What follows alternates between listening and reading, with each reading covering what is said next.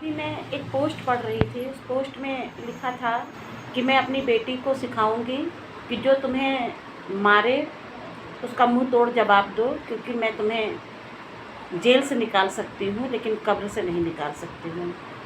मेरा अपना ये विचार है कि हम अपने बच्चों को ये बातें सिखाएं कि life is not a bed of roses. ज़िंदगी एक संघर्ष का नाम है और ज़िंदगी इतनी बड़ी ज़िंदगी होती है। ज़िंदगी एक दिन दो दिन की नहीं है, ज़िंदगी काफ़ी बड़ी होती है और इसमें उतार चढ़ाव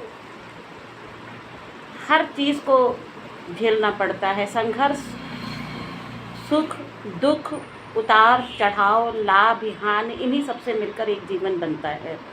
जो इन सब चुनौतियों का बहुत ही धैर्यतापूर्वक सामना करता है, उसी का जीवन आगे चलकर सफल होता है।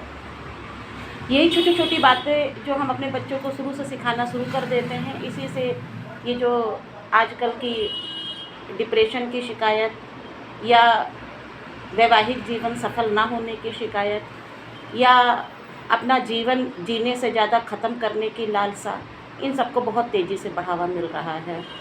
मैंने पहले भी अपने एक दो वीडियो में कहा है कि हमारे अंदर जो नैतिक शिक्षा है उसकी अब बहुत कमी हो गई है। हर चीज़ की शिक्षा है लेकिन नैतिक शिक्षा की कमी है। अभी रिसेंटली 2 घटनाएं मन को बहुत झकझोर देने वाली हैं और दोनों ही घटनाएं ग्रेटर नोएडा से जुड़ी हुई हैं।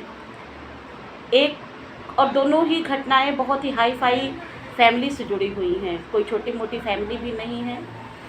दोनों ही फैमिली बहुत ही संपन्न, पढ़ी लिखी और हर तरीके से संपन्न, और इन दोनों ही घरों में बेटियां अपना जीवन यापन नहीं कर पाईं और दोनों ही घर में बेटियों ने अपना जीवन ख़त्म कर लिया। पहली घटना ट्विसा शर्मा नाम की एक मॉडल, जिन्होंने साउथ फिल्मों में भी काम किया और उनकी शादी होती है समर्थ नाम के लड़के से, सास रिटायर्ड जज, और फैमिली बहुत ही संपन्न। लड़की उस घर में जाकर सरवाइव नहीं कर पाती है।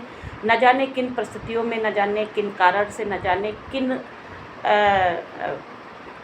चीज़ों से वो अपना जीवन ख़त्म करती है, ये नहीं मालूम है। जीवन ख़त्म किया है या कराया गया है, ये भी कुछ नहीं मालूम, क्योंकि जब व्यक्ति ही मर जाता है तो अपने पीछे बहुत ही व्यापक कहानी छोड़ जाता है।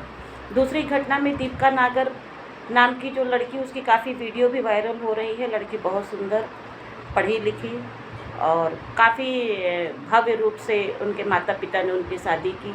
शादी करने के बाद अपने ससुराल में कुछ दिन भी बिताना बहुत ही मुश्किल हो गया। उसके बाद दोनों पक्षों के बयान आ रहे हैं, वो उन पर अपना आरोप लगा रहे हैं, वो उन पर अपना आरोप लगा रहे हैं।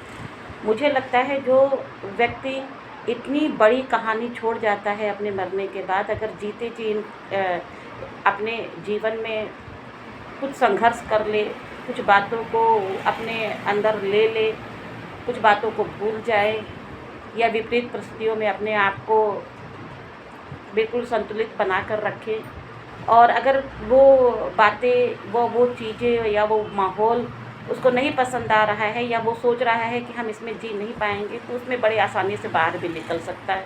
आजकल बहुत बड़ी बात नहीं है। आज पहले का समाज दूसरा था, आज का समाज दूसरा है, लेकिन पहले के समाज में इतनी बड़ी बड़ी घटनाएं नहीं होती थी जितनी बड़ी बड़ी घटनाएं आज के समाज में हो रही हैं। बहुत ही दुख का विषय है कि आजकल का युवा जीना ही नहीं चाह रहा है। आजकल का युवा विपरीत परिस्थितियों में अपने आप को सर्वाइव ही नहीं कर पा रहा है, क्योंकि उसको ये बताया ही नहीं गया है कि जीवन है क्या। आराम की ज़िंदगी जीने के बाद जब वो ऐसे माहौल में पहुंच जाता है जहाँ पर चीज़ें उसके विपरीत होने लगती हैं, तो वो सामंजस्य नहीं बिठा पाता है, या तो दिमागी रूप से, या तो शारीरिक रूप से, या सामाजिक रूप से वो इतना वीक हो जाता है कि अपना जीवन ख़त्म कर लेता है।